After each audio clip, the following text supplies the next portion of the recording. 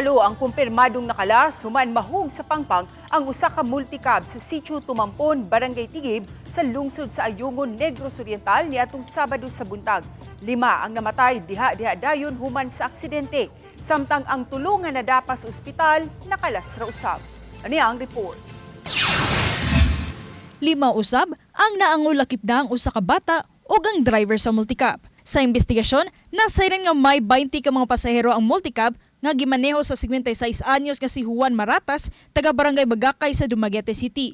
Moserbisyo unta og patay ang multicab sa Sitio Tumambon apan nawad-an kini og brake samtang patangas kini. Nawad-an og brake nga maoy hinungdan sa pagkahulog sa multicab sa Pangpang. Lakip sa nakalas ang usa ka barangay health worker sa Barangay Tigib ug ang asawa sa usa ka barangay tanod. Matud ni Tigib Barangay Captain Armando Pastor, dili kuno lawom ang maong Pangpang. Apan ang kakusog sa impact sa pagkapangka sa multicab sa mga bato nga mihatod sa kamatayon diha sa 5 ka mga pasahero niini.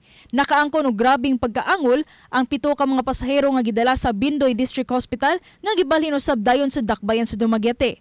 Tulo sa mga pasahero gideklarar nga dead on arrival dito sa Negros Oriental Provincial Hospital, samtang 4 usab ang kritikal, lakip na ang driver sa multicab ug ang usa ka bata. Samtang usa ang nakaangkon og minor injury nga na-admit karon sa Bindoy District Hospital. Hangtod karon gisuyan pa pagkuha ang habig sa GMA Integrated News sa mga kabanay sa mga nakalas ug mga nabiktima.